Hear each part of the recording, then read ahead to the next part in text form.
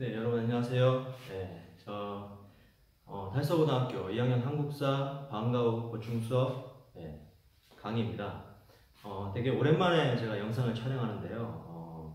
여러분들 개학하고 나서 시간이 너무 없어서 촬영을 제대로 하지 못했습니다. 그래서 지금 이제 남은 기간 동안 여러분들 다시 온라인 수업이 시작돼서 시간이 이제 좀 남아가지고요. 이제 다시 좀 찍게 됐습니다. 오늘 이번 시간에 할 내용은 저번 시간에 통일신라까지 배웠습니다. 오늘은 그래서 고려를 하도록 하겠습니다. 자, 처음. 자, 고려가 건국됐다는 건 여러분들이 잘 알고 있을 겁니다. 통일신라 이후에 신라 말기 혼란스러운 시대를 호족이라는 세력과 함께 고려의 왕건이 상국을 통일하게 됩니다.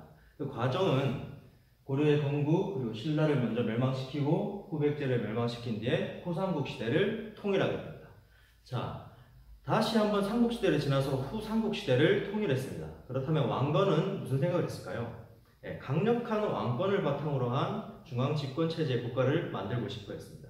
하지만 혼란스러운 시기를 도와줬던 호족이라는 세력들이 있었습니다. 이들을 무시하고는 정치를 할 수가 없었어요. 그래서 이들을 하나로 묶을 수 있는 기본적인 정책이 필요했습니다. 그래서 호족들을 하나로 묶는 정책을 먼저 펼치게 되고요. 그리고 이들이 너무 힘이 강해지면 안 되니까 이들을 다시 힘을 견제할 수 있는 정책을 하게 됩니다. 자, 첫 번째로 이들을 하나로 묶기 위해서 했던 정책이 바로 사성정책과 혼인정책입니다. 두 가지 정책은 거의 성향이 비슷해요. 호족들을 포용하는 정책입니다. 자, 사성정책이라는 건 내릴 사자의 성성자입니다. 그리고 왕건이란 왕의 성씨를 내려주는 거죠. 그렇게 되면 왕건의 가족이 되는 겁니다. 로열 패밀리가 되는 거죠. 그 다음 혼인정책 또한 마찬가지입니다. 힘있는 호족의 여식을 딸을 왕건에게 시집보내서 왕의 가문으로 만들어버리는 겁니다. 한마디로 두 가지 다 성향이 비슷한 정책이죠. 그래서 호족들을 이렇게 포용을 합니다. 하지만 이렇게 돼버리면 호족들의 힘이 너무 강해질 염려가 있죠. 그래서 이들을 견제하기 위한 정책을 먼저 또 하게 되는데요. 그 대표적인 게 바로 기인제도와 사신간제도입니다. 자, 기인제도라는 건 뭐냐면 힘 있는 호족들이 그 지방을 통치하고 있잖아요. 그러면 이들의 장자를 수도로 불러 올려서 그 지방의 일을 이 사람들한테 자문을 구해서 처리한다라는 명목상의 정책인데, 이 정책을 안으로 들여다보면 너희가 만약에 반란을 일으키게 되면 너희의 아들을, 개경에 있는 아들을 먼저 죽여버리겠다는 협박입니다. 협박 정책이에요. 두 번째, 사신간제도도 약간 비슷합니다. 사신간은 뭐냐면 옛날 후백제와 신라시대에 그 지역을 다스렸던 호족들이나 왕족들이 있을 거잖아요. 이들에게 사신관이라는 그 관직을 내려줍니다. 그리고 이 지역을 너희가 이전처럼 다스릴 수 있게 해주겠다라고 얘기를 해줍니다. 하지만 그 지역에서 만약에 반란이 일어나게 되면 이 사신관들의 가족들부터 죽여버리는 게 바로 사신간제도였습니다. 그래서 사성정책과 혼인정책으로 호족들을 포용을 하고 기인제도와 사신간제도로 이들을 견제하게 됩니다. 그래서 이들을 견제하는 정책, 그리고 포용하는 정책이에요. 이 두 가지 정책이 굉장히 대표적인 왕건의 정책이었습니다. 그리고 나머지 부분을 보게 되면 왕건이 죽을 때 후뇨십조라는 유언을 남기고 죽습니다. 서경을 중시해야 되고, 그리고 불교를 중시해야 된다. 이렇게 왕이 후대 왕들에게 내려주는 그 유언 같은 거였습니다. 이걸 대대손손 왕들이 지켰었어요. 자, 그 다음 평양, 지금의 평양을 서경으로 정하고 제2의 수도로 정한 겁니다. 그리고 굉장히 중시했습니다. 그래서 1년 중에 거의 100일가량은 서경에서 정치를 해라라고 왕건이 얘기할 정도로 서경을 굉장히 중시했었습니다. 자, 그 다음 그 후삼국시대, 삼국시대를 통일했던 통일신라 시대 위에 발해라는 나라가 있었다고 그랬죠. 이 발해라는 나라가 멸망하게 됩니다. 그러면서 이 발해의 유민들을 적극적으로 유입합니다. 왕건이. 그래서 세력을 청천강과 영흥만 이북지역으로 세력을 확장시킵니다. 발해의 유민을 받아들이면서 그 영토를 더 넓히게 되는 거죠. 시험에는 지금 교과서 보게 되면 페이지 68페이지에 지도가 나와 있어요. 처음에 고려의 지도와 이 청천강과 영흥만을 흡수했을 때의 지도가 다릅니다. 그래서 이러한 지도의 모양을 잘 파악해야 한 번씩 이게 수능에 잘 나옵니다. 그래서 지도와 관련해서 꼭 봐주길 바랍니다. 자, 그 다음 광종입니다. 자, 태조 왕건이 죽고 난 뒤에이에요. 그 뒤에 왕이 회종과 정종이 왕으로 등극하는데 이들이 굉장히 어린 나이로 죽게 됩니다. 그러면서 광종이 왕위에 등극하게 되는데 광종은 개혁 정치를 한 군주로서 유명한데 그 이유가 따로 있습니다.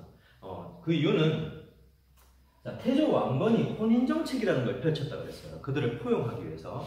하지만 이 포용 정책으로 인해서 왕의 아내들이 굉장히 많잖아요. 그러면 아들, 딸들도 굉장히 많아집니다. 그럼 왕자와 공주가 많아진다는 얘기고, 이 태조 왕건이 죽고 난 뒤에 이 많은 왕자들이 서로 왕이 되기 위해서 알력 다툼을 하게 됩니다.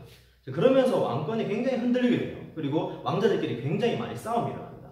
그걸 광종은 어렸을 때부터 겪었고 자신의 생명의 위협을 많이 느꼈던 왕이었기 때문에 이걸 반드시 개혁해야 되겠다라고 마음을 먹습니다. 그래서 광종은 왕이 되자마자 왕권을 강화시키기 위한 정책을 몇 가지 펼칩니다. 대표적인 것으로 노비안건법이라는 게 있습니다.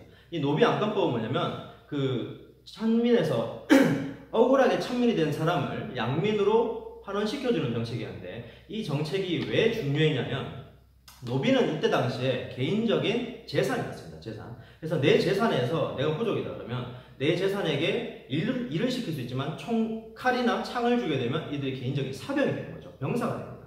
그러면 귀족들의 힘이 굉장히 강해지겠죠. 그러면 왕권이 약화되게 됩니다. 그래서 안 되겠다. 차라리 노비들을 해방시켜주고 이들에게 양민으로 환원시켜주면서 이들이 또 세금을 내게 되면 왕에게 세금이 돌아가니까 왕권이 자연스럽게 강화되겠죠. 그래서 노비안건법을 실시하게 됩니다.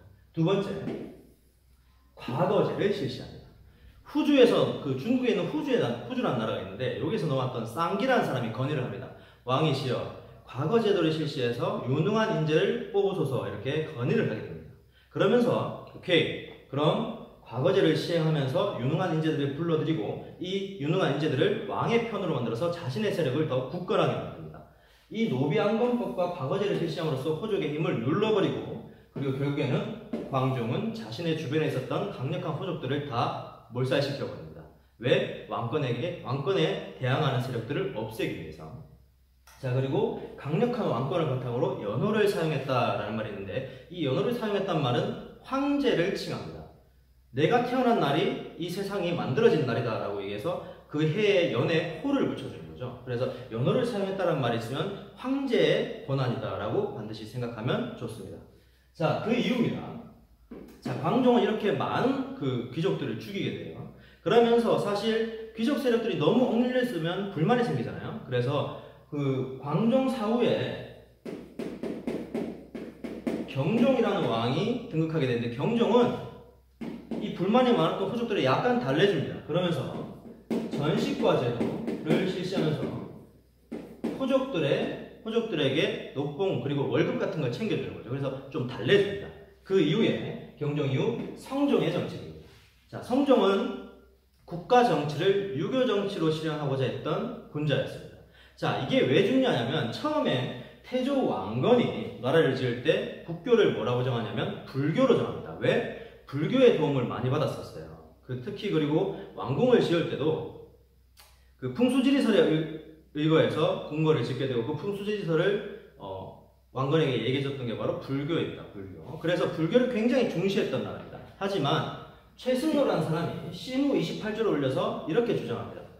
왕이시여, 불교를 국교로서 믿고 정치는 유교적 정치를 행해야 됩니다 라고 시무책을 28가지를 올리게 되죠. 그중 대표적인 내용이 바로 유교 정치를 확립하고, 그 내용의 중요한 것은 각 지방의 지방간을 파견해서 지방을 잘 다스려야 합니다.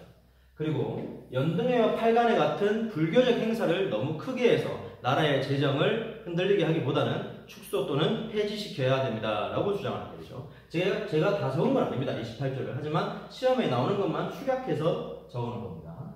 자, 그래서 성종은 시험에 잘 나오는 게 바로 최승로의 시무 28조라는 거 반드시 기억해야 됩니다.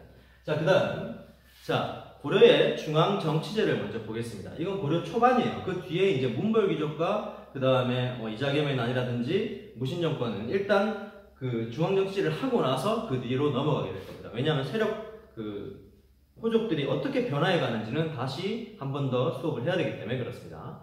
자, 중앙정치 같은 경우 처음에 이성육부제를 선택합니다. 이성이 있고 밑에 실무부서인 육부가 있는 거예요. 이성은 중서문화성과 상서성을 가지고 있습니다. 원래는 그 당나라 관제였던 중서성과 문화성 그리고 상서성이라는 3성이 있는데 고려는 중서문화성이라고 해서 중서성과 문화성의 기능을 합쳐버립니다. 그 다음 고려만의 독자적인 정치 기구가 두 가지가 있습니다. 이게 바로 도병마사와 식목도감이에요. 그래서 도병마사 같은 경우에는 주로 군사와 관련된 업무를 봤었고 식목도감은 일반 행정 업무를 보여줍니다. 그래서 군사와 행정 업무를 좀 엄밀히 따지면 구별해서 했던 나라가 고려예요. 자, 그 다음 지방제도는 오도와 양계로 나뉩니다. 오도는 그 고려의 남쪽을 일반 행정구역을 오도로 하고 양계는 북쪽에 그러니까 국경선 지역을 양계라고 해서 좀 구별해서 지방을 나눠놨습니다.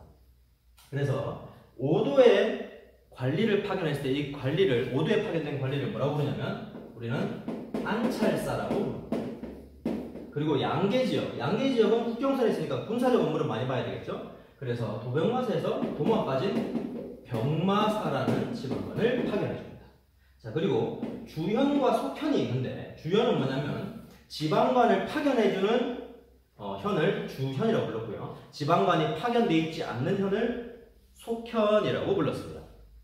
그리고 주현군과 주진군의 지방군이 나눠지는데 주현군은 뭐냐면 이 오도 지역을 방어하는 걸 주현군이라고 했고 양계 지역을 방어했던 지방군을 주진군이라고 나눠서 칭했습니다. 그래서 신라시대 때보다는 조금 더 분산되어 있는 경우가 많은데 시험에는 어떤 식으로 많이 나오냐면요. 신라시대의 그 중앙정치제, 지방제도, 군사제도를 옆에 써놓고요. 도표로. 그 다음 고려시대의 중앙제도, 그 다음에 지방제도, 군사제도를 옆에 써놓고 빈칸 채워넣기를 한다거나 거의 비슷한 이 신라시대의 이 지방군을 그 고려시대에는 어떻게 칭하는지 이렇게 문제를 비교해서 잘 냅니다. 그래서 꼭 반드시 항상 제가 강조하지만 중앙정치제, 지방제도, 그리고 군사제도는 항상 각 나라마다 외워두셔야 된다는 게 포인트입니다. 자, 오늘 간단하게 지금 고려의 초반 왕들의 업적과 그 다음 중앙정치제도에 대해서 배워봤는데 다음 시간에는요. 한 번 더 제가 중앙제도에 대해서 복습을 해줄 거고 그 다음 거란과 여진과의 전쟁에 대해서 설명을 하겠습니다. 네, 수고하셨습니다.